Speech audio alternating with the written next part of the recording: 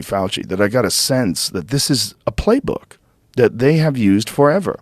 They offer one solution. This one solution is patented.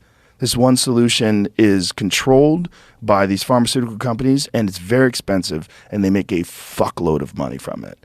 Whereas anything that's off-label, anything that's generic is dismissed.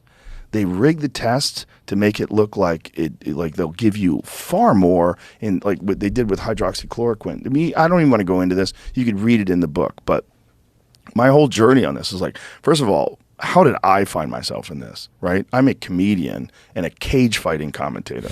How am I having these, how am I on CNN all the time? And all they're doing is mocking a medication that I took very deceptively. No, out and out lying, not just deceptively, just out and out lying, saying that I took veterinary medicine. It was so strange. It was so strange to be in the center of that.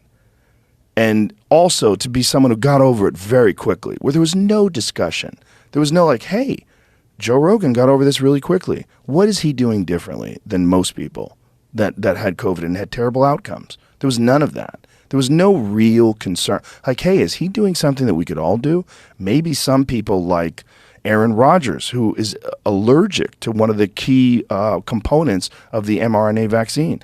He literally is allergic to it. If he takes it, it could be bad for him. So isn't there something those people can do? There wasn't even that. It was just mockery and shame. And it was also a very distorted understanding of the actual landscape. They thought they were CNN, and CNN was huge. CNN is the news. CNN is a gigantic corporation. They have a big building, the whole deal, giant sign. They didn't understand that this podcast is 10 times larger than them. And it was exposed during that whole thing where they just made this terrible chess move. They just ran out in the middle with their king. And that's how I found myself in the middle of all this. That's how I found myself having conversations with Peter McCullough and Robert Malone and now you and a lot of other people, John Abramson, a lot of other Brett Weinstein, a lot of very intelligent people that weren't crazy. They weren't tinfoil hat conspiracy theorists or QAnon believers. They were just intelligent people that had looked at all the data and had said, I think we're being lied to. How do you feel about it now, looking back? I'm so glad I didn't take it. But in terms of the backlash that you got, Joe? It's great. Yeah. It's great. Yeah. Exposed them. Absolutely. Exposed CNN. Everyone who did it is gone now. You know, Brian Stelter's gone. Well, also Jim Acosta's Rachel gone. Maddow, I mean, she was dogmatically, Yes. in an evangelical way, Yes. saying that you're not going to get infected if you get Yes. the vaccine. I mean, has she accepted that she was wrong? She has buried her head in the sand. Well, there you go. She has never said a word about it. You talk about the corporate playbook. You know, you're absolutely right. This is under, you know, there's a framework of how big corporations exert their power. And part of that, obviously, is the political environment, and that's another issue, right? Why do politicians take so much money from big corporations? Why are they allowed to do that? All political parties, certainly both Democrats and the Republicans, take money from from big pharma. That's unacceptable. Capturing the preference shaping, capture of the media. You know, philanthropic organizations like Bill and Melinda Gates Foundation, capturing the knowledge environment, so funding medical education, sponsoring doctors' conferences.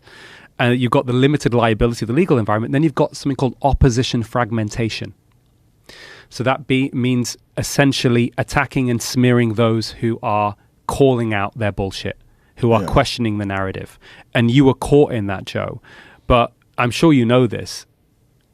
Take it as a backhanded compliment, because the fact that the mainstream media went for you in that way, probably orchestrated by pharma, I have no doubt, behind the scenes in some way, directly or indirectly, meant that they were worried about what you were saying and the people that were hearing it. And I also, because I've been in this space as an activist for a long time with the whole statin stuff, you know, in some ways, people say to me, Asim, how are you doing? How are you dealing with all of this stuff coming out with the vaccine? I had colleagues saying to me, you might lose your medical license. And I said, well, the truth is more important. But also, compared to what I went through with statins, Joe, I don't undermine it. This is a walk in the park. As soon as I got attacked in The Guardian and The Times, I saw that as a sign of progress, you know, because Gandhi said, first they ignore you, then they laugh at you, then they fight you, then you win.